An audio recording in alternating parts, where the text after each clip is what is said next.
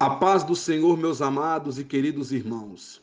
Aqui quem vos fala novamente é o pastor Heber Ramos, aqui da Igreja Sede, e eu estou comentando o capítulo 6 do livro de 2 Samuel. Estamos nesse projeto há muitos anos e Deus tem falado conosco a cada dia. Quero agradecer ao pastor Gedeon Júnior pelo convite. Eu irei comentar até o capítulo 10, então nós vamos ter alguns dias aí juntos. E quero agradecer também à pastora Loide Ramos, a nossa pastora presidente, por todo o apoio e por toda a confiança. Que Deus vos abençoe em um nome santo do Senhor Jesus. Ontem, irmãos, nós vimos a questão da morte de Uzá, porque Uzá morreu e tudo que nós ministramos ontem nós vimos que foi por conta de uma irreverência, por conta de um desrespeito com as coisas de Deus, embora a atitude de Uzá tenha sido uma atitude até louvável, mas ele não podia tocar porque ali pertencia aos levitas. Se você perdeu o estudo de ontem, basta entrar no nosso canal IEPBC Brasil e ir lá e ouvir o estudo não apenas de ontem, mas de todo o livro de 2 Samuel. Temos também completo todo o 1 Samuel, está tudo aí no nosso canal do YouTube. E se você não se inscreveu ainda, se inscreva, porque todos os dias um estudo vai ao ar e aí você é notificado e você recebe aí de primeira mão o aviso de que mais um estudo da Palavra de Deus está saindo para a edificação da sua vida. Então eu gostaria que os irmãos acompanhassem a leitura está aí na tela, você está aí com um texto aí no seu smartphone, na sua TV, no seu tablet, enfim. Estou no versículo 12. Acompanhe comigo em o nome santo do Senhor Jesus. O rei Davi soube que por causa da arca o Senhor havia abençoado a família de Obed-edom, tudo que ele tinha, porque a arca tinha sido levada para a casa de Obed-edom. Por esse motivo, Davi agora vai buscar a arca e levá-la para Jerusalém. Então, continuando aqui. Então tirou a arca da casa de Obed-edom e com uma grande festa a levou para a cidade de Davi. Depois que os homens que carregavam a arca deram 6 passos, Davi ofereceu a Deus em sacrifício um touro e um bezerro gordo. Davi, vestindo um manto sacerdotal de linho, dançou com todo entusiasmo em louvor a Deus, o Senhor. E assim, ele e todos os israelitas levaram a arca da aliança para Jerusalém, com gritos de alegria e sons de trombetas.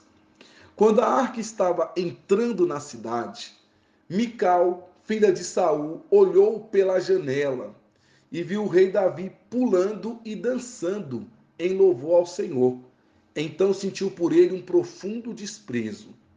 Levaram a arca e a colocaram no seu lugar, na barraca que Davi tinha preparado para ela. Então ele ofereceu a Deus, o Senhor, sacrifícios que foram completamente queimados e ofertas de paz. Quando acabou de oferecer os sacrifícios e as ofertas, Davi abençoou o povo em um nome do Senhor Todo-Poderoso.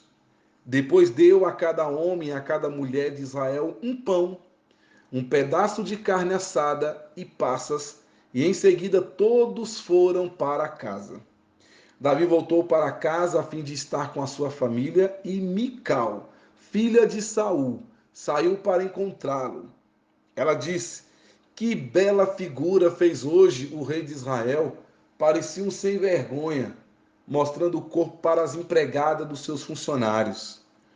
Davi respondeu: Eu estava dançando em louvor ao Senhor, que preferiu me escolher em vez de escolher o seu pai e os descendentes dele, e me fez o líder de Israel, o seu povo. Pois eu continuarei a dançar em louvor ao Senhor, e me humilharei ainda mais diante dele. Você pode pensar que eu não sou nada, mas aquelas moças de quem você falou vão me dar muito valor. E Mical, filha de Saul, nunca teve filhos. Muito bem, meus amados irmãos.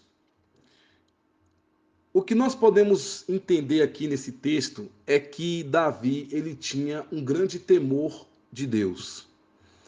Porque quando ele percebeu que Uzá tocou na arca e Deus fulminou na hora, matou Uzá ali no meio de todo mundo, a primeira coisa que Davi fez foi parar com o trajeto.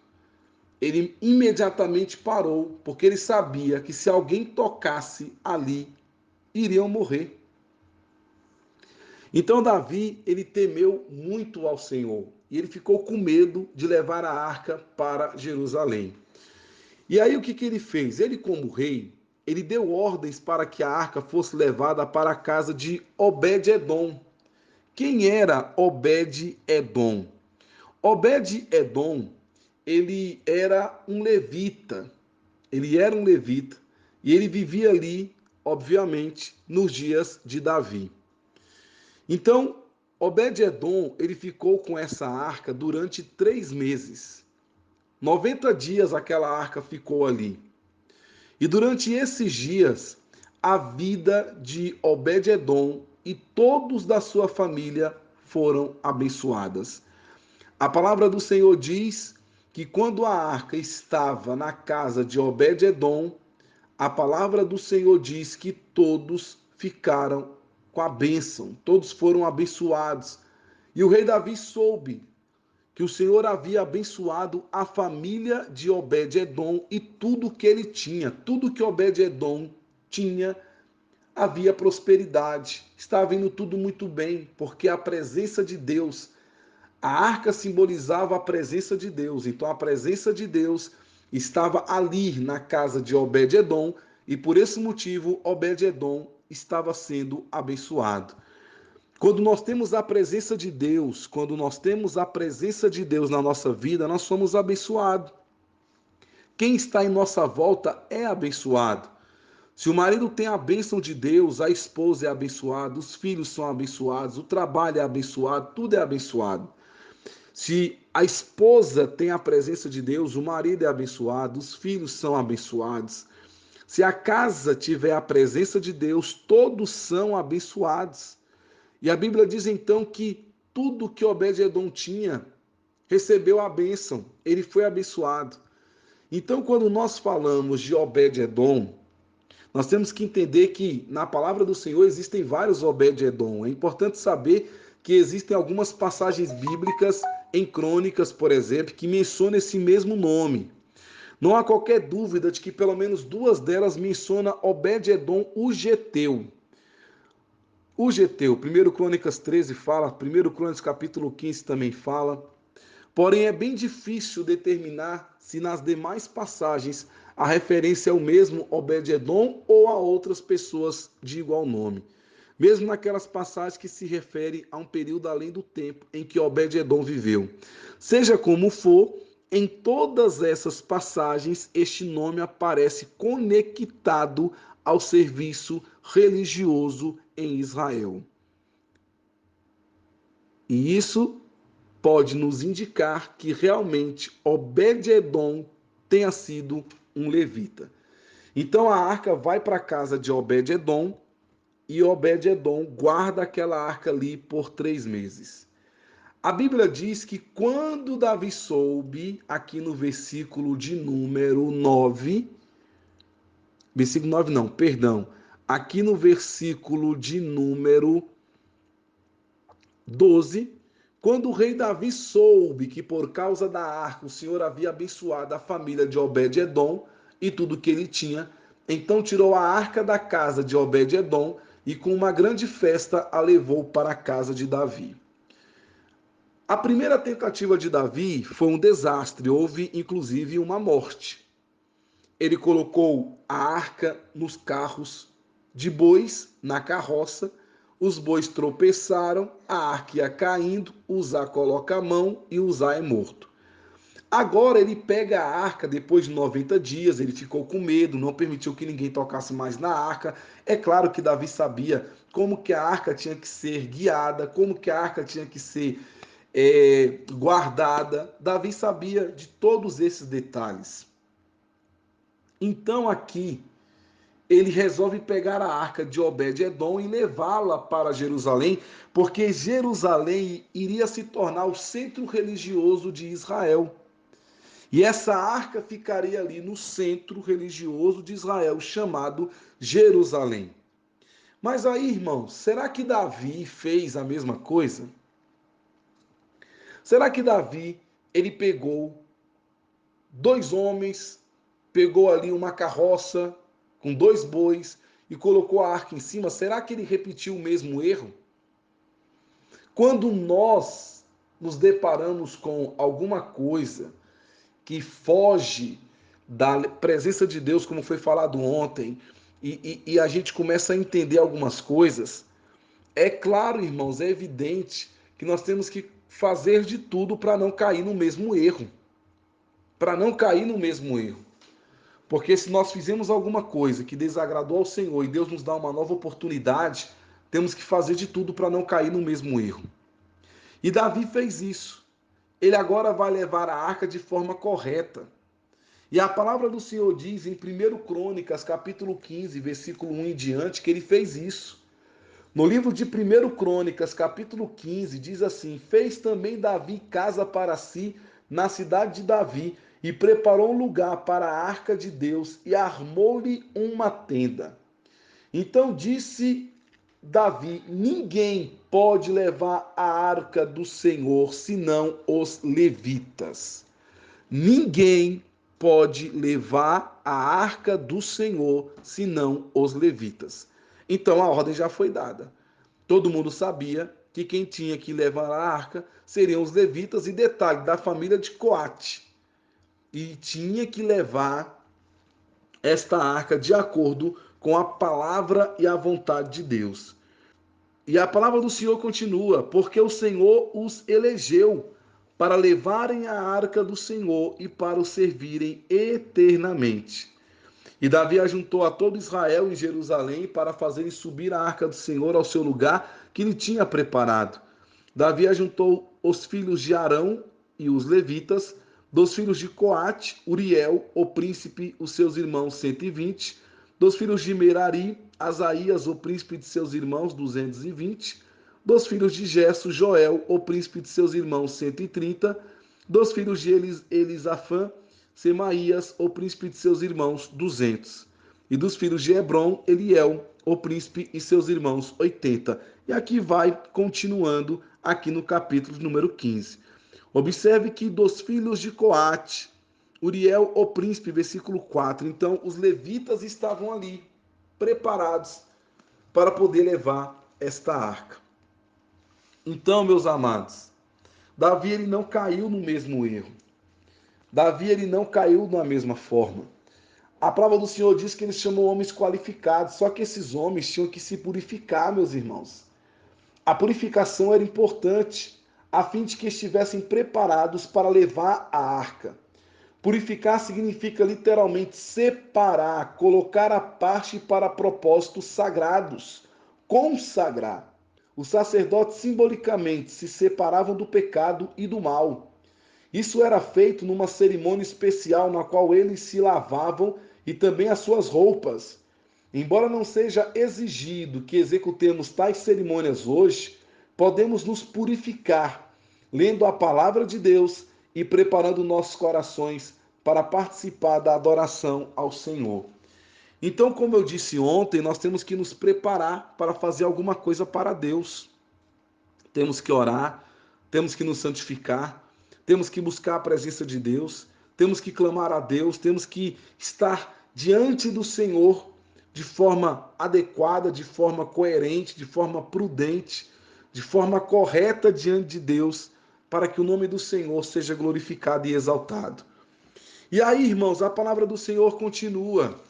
Disse que depois que os homens carregavam a arca, eles deram 6 passos. E Davi ofereceu a Deus em sacrifício um touro e um bezerro gordo. E Davi juntou todos que estavam, muita gente ali de Israel, e cada 6 passos ele parava e oferecia um touro, sacrificava um touro e um bezerro gordo. Havia muita riqueza nesse ato, porque matava um touro a cada 6 passos, é o que diz a Bíblia.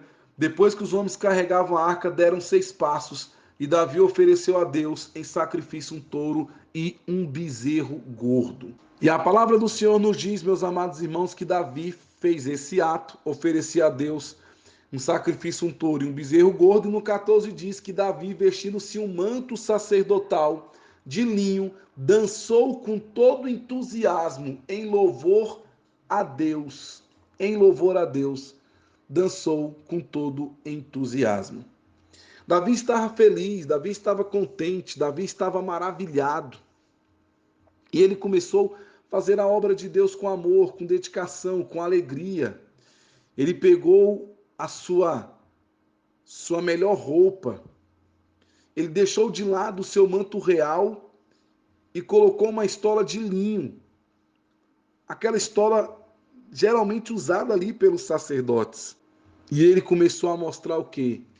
Estava mostrando ao povo que estava disposto a se humilhar e a se tornar como eles no serviço de Deus. Ele não estava usando aqui as suas vestes reais de rei, mas ele estava usando uma outra roupa para poder mostrar ao povo: eu estou aqui porque eu quero servir a Deus com amor, com alegria, com dedicação. Então, meus amados irmãos, Davi, ele começou a fazer a obra de Deus. Só que nesse momento, a palavra do Senhor diz que Mical o despreza, porque Davi estava dançando. Essa dança aqui de Davi era um tipo religioso de dança executada fora do templo, que consistia na movimentação das mãos e o estralar dos dedos. Fazia um movimento de estralo com os dedos. E Davi estava dançando, estava feliz. A dança de Davi era um ato solene e santa alegria. E para um oriental daquela época, tal atividade era um modo de expressão natural. Por mais estranho que isso possa parecer hoje, Davi estava fazendo algo muito natural. Por meio disso, Davi expressou seu grato louvor e assim honrou e glorificou o santo nome de Deus. Não havia nada na dança de Davi, não havia nada que seja comparada a uma dança moderna. Uma dança que temos nos dias de hoje, que não justifica absolutamente nada pelo fato de Davi ter dançado. Porque a dança popular, só abrindo um parênteses aqui, não leva ninguém para mais perto de Deus, nem inspira alguém a ter pensamentos mais puros ou ter um viver mais santo. Pelo contrário, desqualifica a pessoa para a oração, para o estudo da palavra e o desvia da justiça, conduzindo muitas das vezes, na maioria das vezes, a diversões profanas. Então, meus queridos, Davi dançou sim, estava feliz, era algo comum daquela época, e ele estava se regozijando. Acontece que Mical começou a desprezar Davi.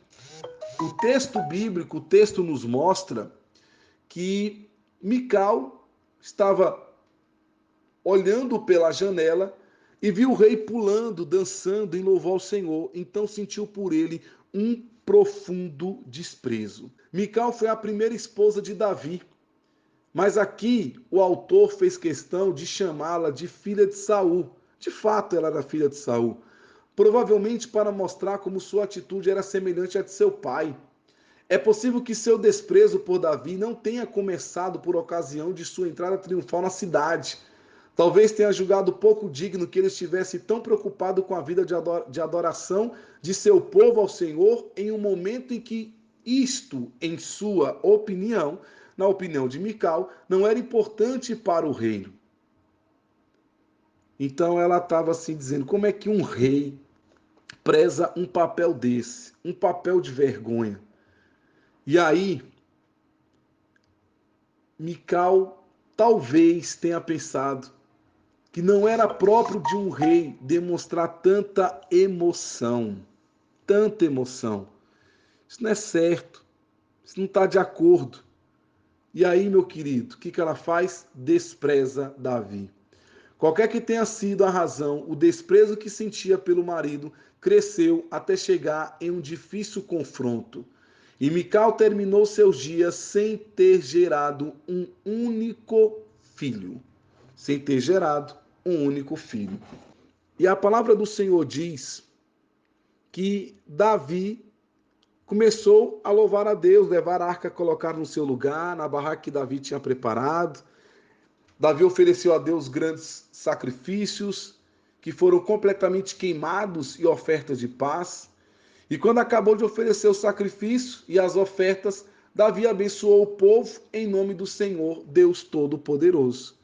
Depois deu cada homem e cada mulher Israel um pão, um pedaço de carne assada e passas, e em seguida todos foram para casa. A arca já estava ali, todos se maravilharam, o nome do Senhor foi glorificado e exaltado, tudo foi resolvido, e Davi volta para casa a fim de estar com a sua família. Retornando para casa, Mical, filha de Saul, saiu para encontrá-lo. E ela disse: que papelão, hein, Davi? Que bela figura fez você hoje, hein, meu amigo? Que coisa horrível, que coisa triste. Parecia um sem vergonha. A linguagem da tradição de hoje fala: parecia um sem vergonha. Outras traduções pareciam um vadio. Outras traduções pareciam um vagabundo. E ela havia desprezado Davi e sai descascando aqui no Davi. E ainda continua mostrando o corpo para as empregadas dos seus funcionários. E Davi disse: eu estava dançando em louvor ao Senhor, que preferiu me escolher em vez de escolher o seu pai e os descendentes dele, e me fez o líder de Israel, o seu povo. Pois eu continuarei a dançar em louvor ao Senhor. Eu vou continuar da mesma forma, me alegrando, fazendo a obra de Deus, e o nome do Senhor vai ser glorificado. Irmãos, quantas pessoas param porque foi criticado? Quantas pessoas desistem porque alguém falou uma coisa aqui, uma coisa ali? Irmãos, nós não podemos parar, não. Se as pessoas falam, se as pessoas diz isso, diz aquilo, vamos continuar louvando a Deus, adorando ao Senhor. Ele diz no 22, eu me humilharei ainda mais diante dele. Você pode pensar que eu não sou nada, mas aquelas moças de quem você falou vão me dar muito valor. E a palavra do Senhor diz que Mical nunca teve filhos.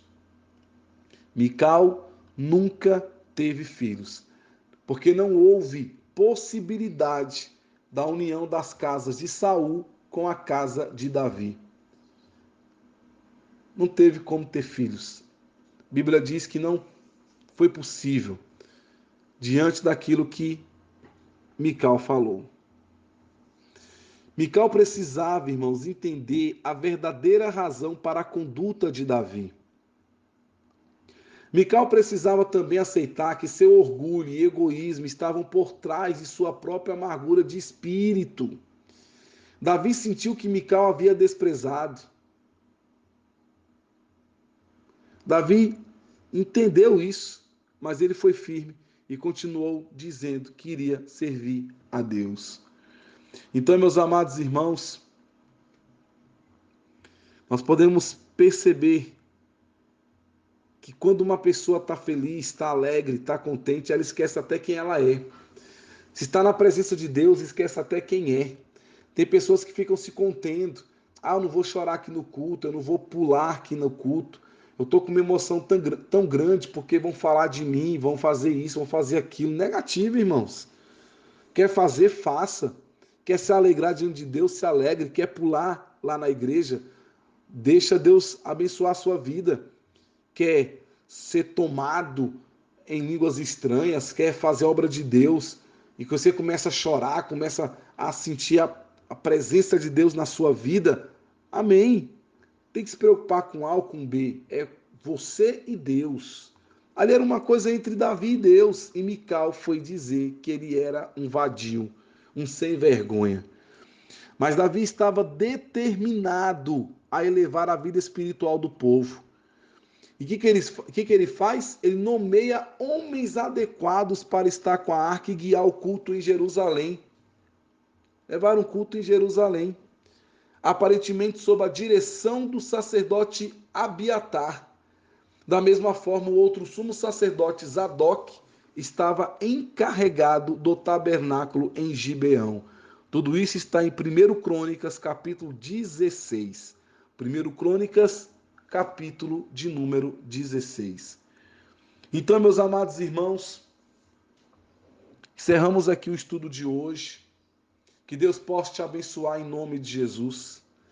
Que você continue entendendo que Deus tem promessas, Deus tem bênçãos para todos nós e que possamos continuar na presença dEle, servindo a Ele e evitando todo tipo de crítica, todo tipo de falatório, de falácias, tudo aquilo que não edifica. Nós vamos deixar de lado e vamos deixar que Deus reine sobre nós. Então, meus amados, que Deus te abençoe. Que a palavra de Deus fique permanente em seu coração. Fique com Deus. E que o nome de Jesus seja glorificado neste dia, nesta quarta-feira. Que Deus possa abençoar sua vida no nome de Jesus. Muito obrigado. Fique com Deus. E amanhã, se Deus permitir, iniciaremos o capítulo 7. Forte abraço, fique com Deus e a paz do Senhor. Amém.